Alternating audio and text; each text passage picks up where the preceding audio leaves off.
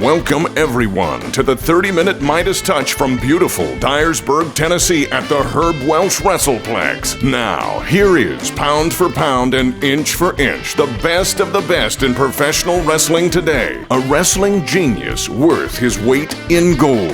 The Golden Boy, Greg Anthony. Ladies and gentlemen, welcome to the 30-minute Midas Touch.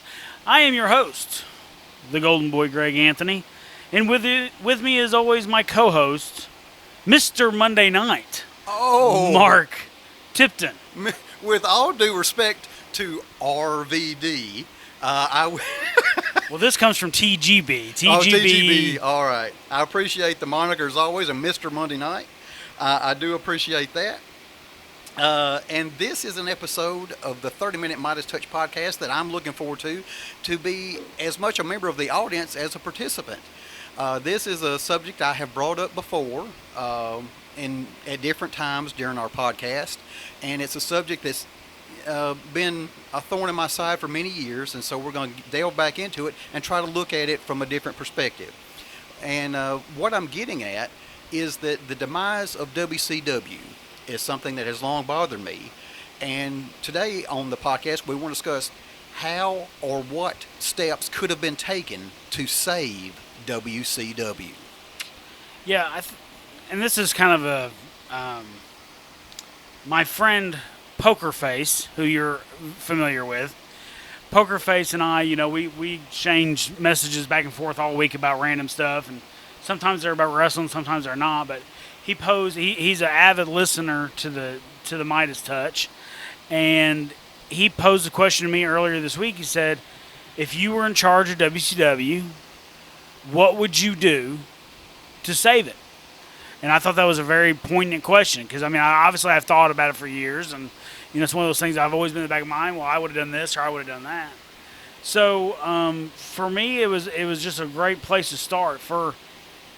I guess the thing that I told him, the number one thing I would do from the beginning, like if I'm named, let's say early 2000, I'm named the president of WCW. Okay. So my first goal is to let the entire company know that we need to eliminate this culture that we're just trying to beat the WWE. That we're just here to beat the WWE, because that's not a healthy thought process to build a business on. I remember Ric Flair saying in one of his, I think it was his book, he said that, sometimes they would have meetings and all they would do is talk about WWE. They wouldn't talk about their product or what they could do or anything like that. They would just Bischoff would spend the entire time talking about what WWE's doing, why they're better, and why they're doing this, and all that kind of stuff. So, like I told someone the other day, being WWE's fine, being number one's fine. You should want to be number one. I don't discredit that. But you know what? There's Pepsi, there's Burger King, There's Adidas. All these things are not the number one companies, right, but they're very, very successful. Exactly. You understand? So I believe our first goal would be to, like I said, to just eliminate that culture that's the only reason we're here, and start building our own brand. All right. And, well, on that thing, and I guess one of the things I've thought of it is that they ended up doing things that were not in their long-term self-interest because they weren't thinking like that. How do we beat WWE this week, as opposed to how do we build our company for the long term? Right. And that's always been one of my criticisms. That's interesting. Do you think that bled into, now, during the latter stages, and this may be a question more than anything, one of the things that they were criticized for was going with the more veteran talent. They went heavily into older wrestlers, and it's something that WWE frankly made fun of on their show. Do you think that was part of this mindset of, hey, we'll get this name and beat WWE this week, but may have worked against them in the long term? Yeah, I know a lot of people say that WCW didn't create any stars. I don't believe that. You know what I mean? Because obviously we got DDP and Goldberg and they say Goldberg's the one star they created, but we got DDP, Goldberg, Eddie Guerrero, Chris Jericho, like so many guys came from Rey Mysterio, all came from WCW. You understand? So it's not like they only created. But yeah, their forte was not creating stars Right. for the main event. All those guys I just named, with the exception of DDP and Goldberg, never made it to the main event level in WCW. Right? So, leaning on the heavy wrestling, it's always got to be a healthy mix. You understand? Because we're telling stories, right?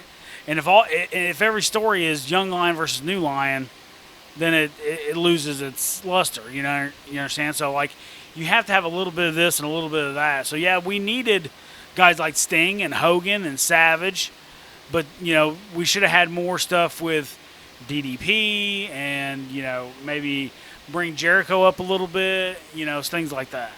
All right. That's certainly fair. And I suppose we should move on to another subject here. Let's say the first one was don't be so WWF or E focused. As the hypothetical president of WCW, what would be your next suggestion?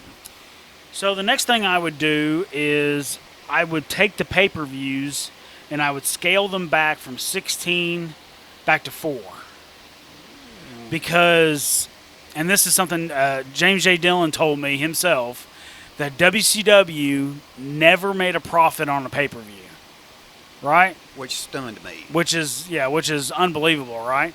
But he said they never had the business model right. They never understood how to do it. Ergo, WWE always made a profit on their pay-per-views, right? So for me, the number one thing was, if we're losing money on pay-per-views, then we shouldn't be doing so many, right? So let's start with 4 and try to make them profitable. And then if they become profitable, then we can move on from there. Then also I would bring back the Clash of Champions, and that would be kind of my filler in between the big 4. Give you something to build to in between. And that'll give, that'll be a good way to entice advertisers too. Hey, we're going to do this one on TBS. You know what I mean? So we'll have 3 hours on TBS, Which would potentially have a wider audience than a pay-per-view would. Right, exactly. Okay. But it'd be something that you could build gradually from there. All right. Well, this one makes a whole lot of sense in that when you laid out what James J. Dillon said, the thing that sprang to my mind was, if it doesn't make dollars, it doesn't make sense. And so if these pay-per-views are not making money, then, and this may go back to suggestion number 1. Other than competing with WWE with monthly pay-per-views, or in this case, more than monthly pay-per-views, why else would you do it if it's not making money? And that may have been the rationale behind it. They thought they needed to. And personally, I always felt that for pay-per-views, it really built the anticipation more. I miss the classic Mean Gene. How I'm here at the SummerSlam News Center reporting, and the build-up. I always enjoyed those things, and it was something I look forward to each week on the television. And so 4, I was more than happy with that. But that does make sense. If you're not making money, why throw good money after bad? Right. All right. Well, now we've hit on these 2. The next thing I would like to get into is, what would be another thing you would suggest for the company? So, obviously at this time, too, near the end there, WWE had decided, hey, we're going to go this ultra shock, television kind of route. Nudity, cussing, we're going to push every boundary we possibly can. Now, WCW, they looked at that and they were pigeon-held by, by corporate suits where they weren't going to be able to go as far as WWE went. The problem was, I think they tried to get as close as they could, and they failed miserably, obviously, because they never could quite get into that realm. But for me, if WWE is this, then we're going to be completely family friendly. We're going to be professional wrestling. We're going to be everything they're not, and hopefully that kind of thing would not only, because, and I've said this before, I got started in wrestling at the end of the Attitude Era, right? And when I got started, wrestling was super hot. and we all wanted to be a part of it. And there was like 30 or 40 of us between the ages of 14 and 20 that were all friends trying to break in the business together. And then about 6 or 7 years after that, we're looking around and we're like, where the fuck is everybody? There's no new kids coming out in droves like that to do it. And what had happened was, I started thinking about it. What had happened was, parents turned off the television. They're like, you're not watching that because it's got cussing and nudity and all that kind of stuff. So as hot as the Attitude Era was for the 18 to 34 demographic, then, but for the kids, it really left them kind of in limbo as far as creating new fans. Because like I said before, if you get the kids, then you get the adults too most of the time, right? All right. And now this one has an air of logic to it because given they were owned by Time Warner and, they're going to be limited, and WWE, they may have gone public during that. They had during that time, but they were still an independent, and they still are an independent company. Yeah. Rumors aside, they still are a independent company at this point. Yeah. They are publicly traded. And so I guess the air of logic is, why would you try to out-attitude the Attitude Era? That's what they're doing, and they're doing it well and being successful, but are you going to beat them at their own game? Right. And that comes back to, they were so focused on WWE. Yeah. And it's kind of where I was going, about being long-term thinking instead of short-term. Yeah. This is the hot thing right now. Okay, well, what's going to make our company be around for the long term? Well, also too, like, you think about this, like, not only are you trying to entice those fans that have left professional wrestling because of that kind of stuff, Okay. right? We're trying to get those fans back, but also advertisers. You know what I mean? There was a lot of advertisers that wouldn't advertise on professional wrestling just because of the content of it. They didn't want their brand associated with that brand and things like that. Now, think about how that could have opened up WCW for sponsorship. If they're the two biggest companies and one is very R-rated, Exactly, and the one is, hey, family-friendly, I think advertisers are more or less going to go with the family-friendly products. right? Because they remain. I'm sure they would still remain competitive in the ratings as they were, but it does a way to differentiate yourself. Excuse me, which is something even individual wrestlers think about. I know that talents. You're trying to get noticed. You want to differentiate yourself from other folks on the card, and the same way could be said of the company itself. True. Very true. All right. Okay. Well, we've got that, and now it would next be what would be the next on the if you were making a PowerPoint presentation, what would be the next bullet point for WCW? The next bullet point would be to move Nitro back to 2 hours. Move Nitro to 2 hours, make Thunder, WCW Saturday Night, and WCW Main Event, make them all an hour. And then make Nitro the 2 hour premiere show. And then the other ones be where, hey, we can try out this guy on this thing, or, further the angles for Monday. But I think that's one of the big things that killed them, because it's very hard to come up with content every week when you're a wrestling company like that. 2 hours is hard.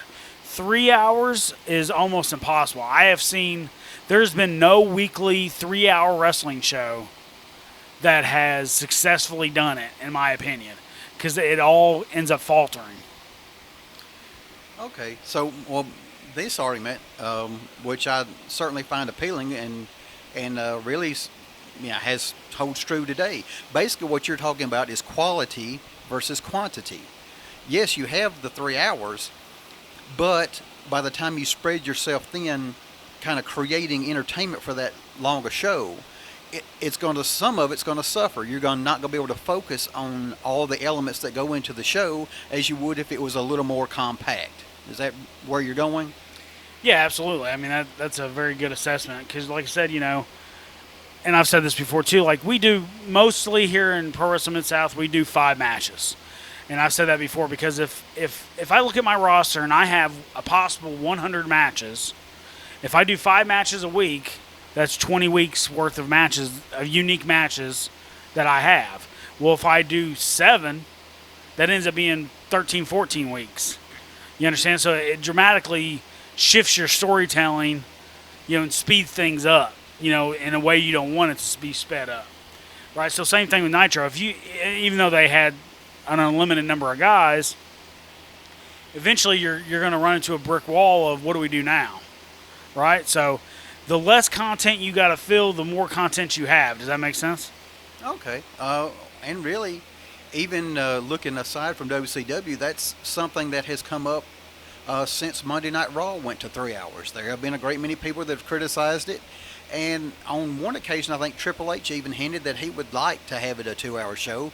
But, hey, business is business. And if USA is offering the extra money, I understand you can't, in this case, if it makes dollars, it makes sense, so to speak, from their perspective, even though if it affects the show.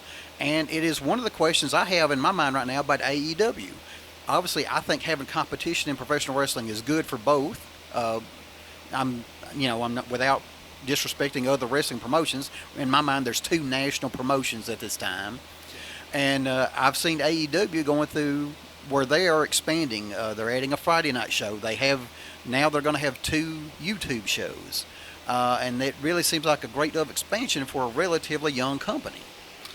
Yeah, and AEW, they're not following any kind of rhyme or reason either. Like I said before, they're one of the only companies that the pandemic actually helped them, because they were trying to tour and do all these big arenas, and they were having trouble filling them, very much so. You know what I mean? Like the first week, yeah, but then the 6th week, 7th week, 10th week, it was half full, quarter full, third full, stuff like that, right? So when they went into the pandemic, all of a sudden, they had to back up and punt, basically, and start doing all their filming from one location, which is how every major wrestling company ever started.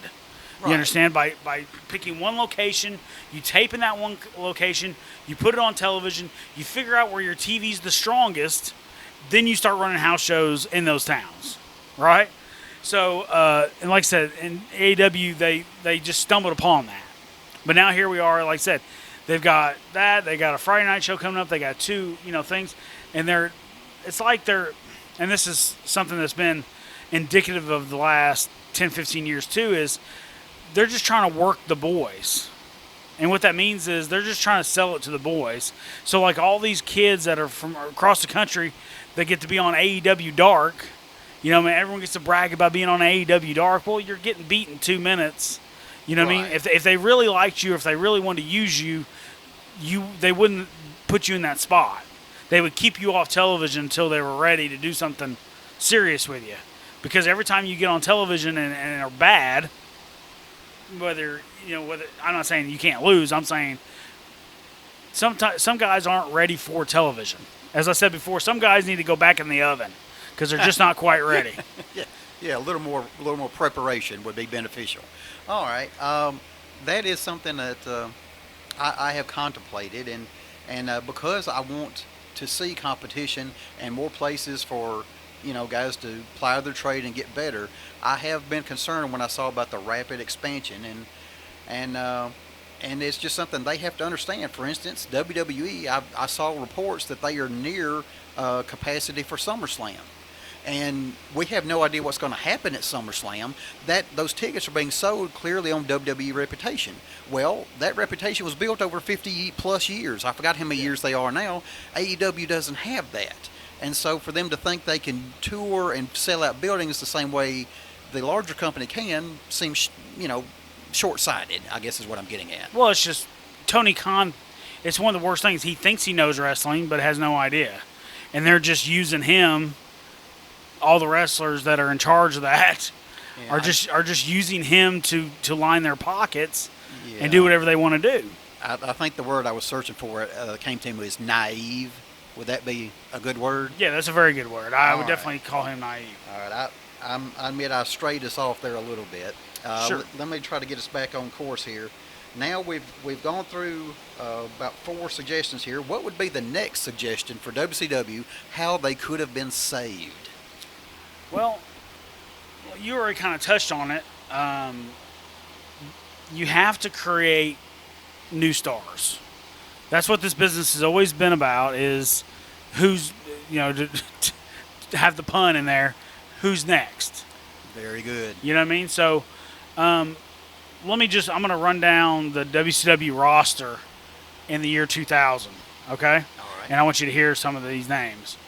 Ahmed Johnson, Alondra Blaze, Medusa, Bam Bam Bigelow, Big Vito, Billy Kidman, Bobby Heenan, Booker T, Bret Hart, Brian Adams, Brian Knobbs, Brian Clark, Buff Bagwell, Chris Benoit, Chris Candido, Chris Harris, Chris Canyon, Christopher Daniels, Chuck Palumbo, Kurt Hennig, Daphne, Dave Taylor, David Arquette, David Pinzer, Dean Malenko, Diamond Dallas Page, Disco, Dustin Rhodes, Dusty Rhodes, Eddie Guerrero, Elix Skipper, Ernest Miller, Fit Finley, Gene Okerlund, Hugh Morris. It's general erection on here. I'm not going to say it. Okay. I'm not going to put him over as that. Goldberg, that was awful.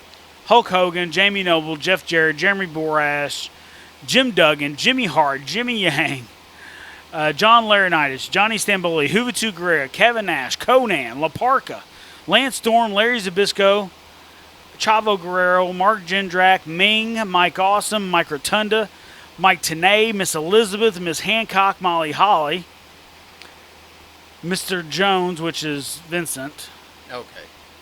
Paul Orndorff, Perry Saturn, Pierre Car Ouellette, Psychosis, Randy Savage, Rey Mysterio, Ric Flair, Rick Steiner, Roddy Piper, Samantha, who I do not remember at all, Scott Hall, Scott Steiner, Sean O'Hare, Shane Douglas, Shane Helm, Shannon Moore, Shark Boy, Charmel, Sean Stasiak, Sid Vicious, Steven Regal, Stevie Ray, Sting, Sonny, Terry Funk, Barbarian, The Great Muta, Lex Luger, Tony Marinara, Tony Schiavone, and Vampiro.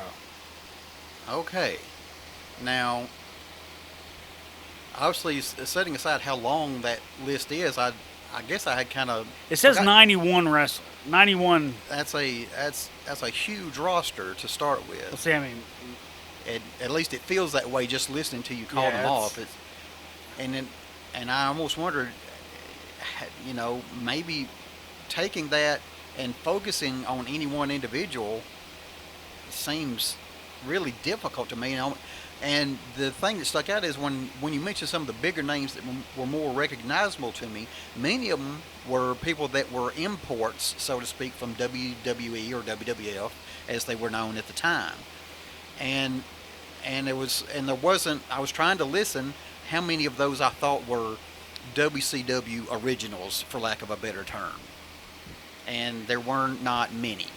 No, not at all. I mean, and like I said, I named 91 people there. It looks like there's 83 men on the roster at this time. Of course, that's including like Tony Schiavone and guys like that too. Sure. But I mean, that's just an astronomical number. That's another way.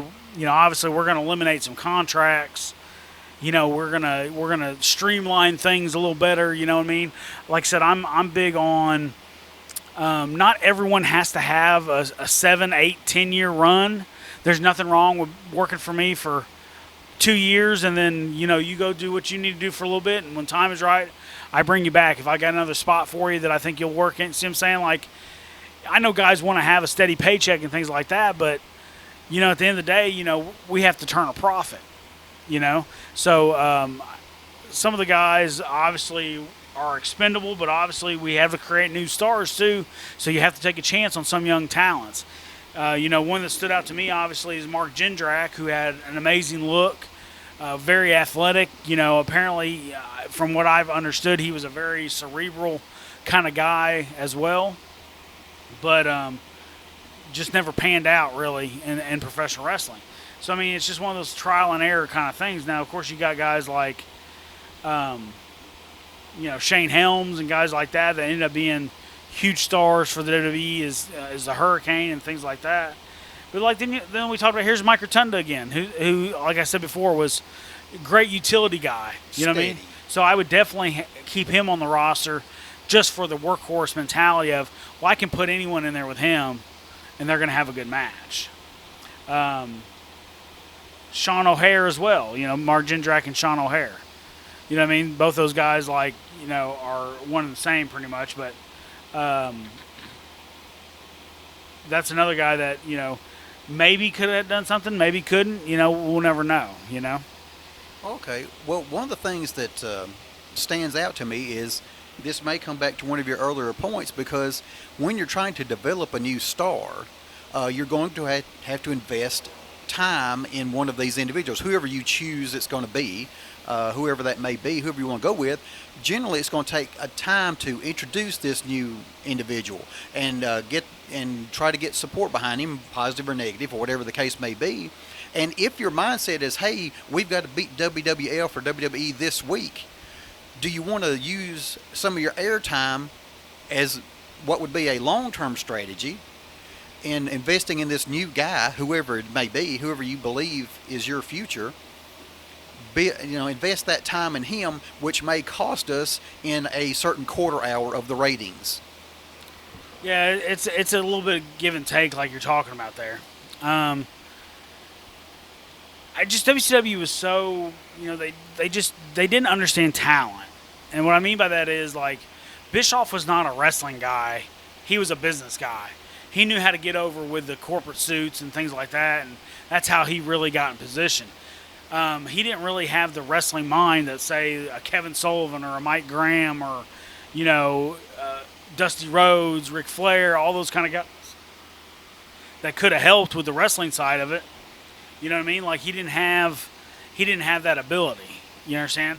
But, like, if we would have had a wrestling person there, then a lot of mistakes would have been avoided. Like, for instance, Bret Hart. Oh. Because whoever's decision it was to not have Bret Hart on Monday Night Nitro the night after the screw job, that was one of the biggest mistakes in professional wrestling history, in my opinion. Because at that moment in time, he was the hottest babyface in the world. You understand? Because they created the situation where Vince screwed him, and the whole world knew it, and it was just one of those things, and you lived it like I did, like everyone was talking about it. Yeah, literally served up to them on a silver platter. But no, let's wait till Starrcade a month later. So that hurt, And then a month later, we wait for him. He's a special guest referee for Zbyszko and Bischoff, right? Yeah. But then Hogan and Sting have the match, and Hogan leg drops Sting. It's supposed to be a fast count by Nick Patrick. Right. Then here comes Bret Hart. But Hogan had convinced Nick Patrick, apparently, to do a normal count. So you were watching that night too, right? I believe, yeah. I was watching that night too, and Hogan hit the leg drop, 1, 2, 3, and we all just kind of went, "What the hell?"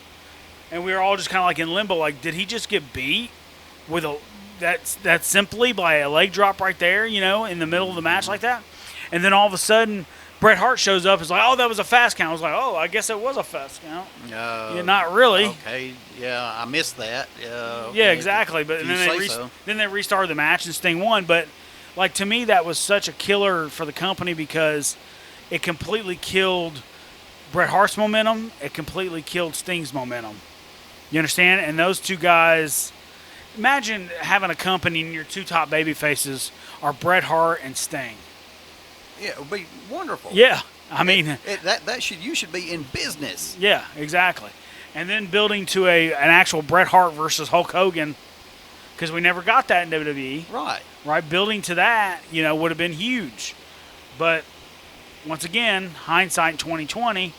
But like at the same time, like I make wrestling decisions on a daily basis, right? So I mean, like I think about all this stuff 24/7. So, like, to me, I just can't see how anyone in their right mind in professional wrestling would have said, "Hey, no. I know he's the hottest thing right now, but let's make him wait." You know what I mean? Like, no, give it to him. Give it to him and build to whatever. Build to the next. Like you always say, it's always about next week. Right. Right. Let's build till next week. And I don't know. As a fan, maybe this is just my aggravation. I've mentioned my aggravation with the way Bret Hart was handled, and ultimately the way his career ended. But it almost felt to me as though WCW was more interested in taking Bret Hart away from WWF or E than they were in having him be a part of their organization. And that's a very, very valid thing. And that goes back to my original number one, which was, hey, we need to stop that mentality of we're just here to beat the WWE. You understand? Like, I've had guys that are very, very talented, reach out to me and say, hey, I'd like to come work for Pro Wrestling Mid-South. And I say, no, I just don't think it'd fit. Because I don't think that they would fit with our current guys. And then maybe they have some issues that we've had in the past with egos or whatever it is. But, like, I don't want to poison the locker room like that, and I want everything to fit. So I've told people no plenty of times as far as them coming in. So, like, with this, like you said, though, it was just, he's from WWF. Okay, let's get him. He's a former world champion. Oh, perfect. We'll just put, as long as we got him on the fucking roster, it's okay. Now, do we have a plan on what to do with him once we get him here? Well, I couldn't see one. Right. And ultimately, to me, having him as a part of your organization, I would think, you mentioned Mike Rotunda as far as being a positive influence and a workhorse. Would Bret Hart not be the kind of guy, when we're trying to develop new stars, the kind of guy to have in a locker room, a guy with a family history in the business and, dedication and all those things, be a good guy to say, hey, here's a way to conduct yourself as a professional wrestler on this level? Yeah, absolutely. I mean, Bret is, in some circles, he's considered the GOAT. A lot of people consider him the greatest wrestler of all time, and there's a handful of guys that when people say that they're the greatest of all time, I don't dispute it because I can see how they would say that, right? Bret Hart is one of those for me, like I'm not going to dispute if you say Bret Hart's the greatest of all time. If that's your opinion, more power to you. But there's also guys like Shawn Michaels and Hulk Hogan and Stone Cold and Ric Flair. Thank you. Well, it hurt me to say Ric Flair right now. I still have a lingering issue with the Nature Boy. I was about to just jump in right there. Okay. But that seems to be the general consensus with WCW is that they just didn't know any better. They made all these monumental mistakes that eventually led to their demise. Well, I guess what I was getting at is sort of planning.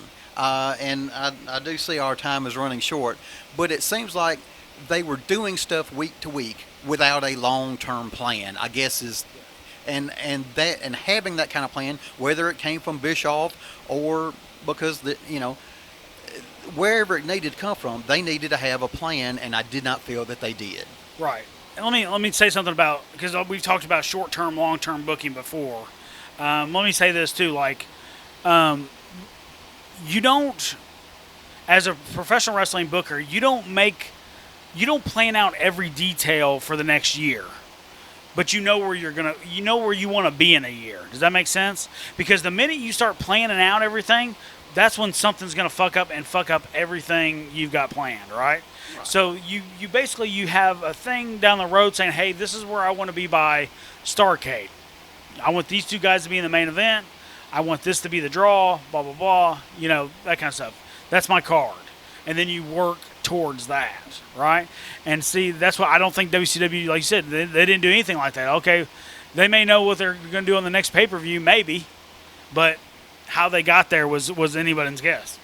Or you do things like decide to have a Hell in a Cell match on live television with less than 24 hours to promote it. A la the Georgia Dome. Exactly. So, we are overtime once again, not quite as bad as previous weeks. But for myself, the Golden Boy Greg Anthony, and my co-host, Mr. Monday Night, Mark Tipton, thank you and goodbye.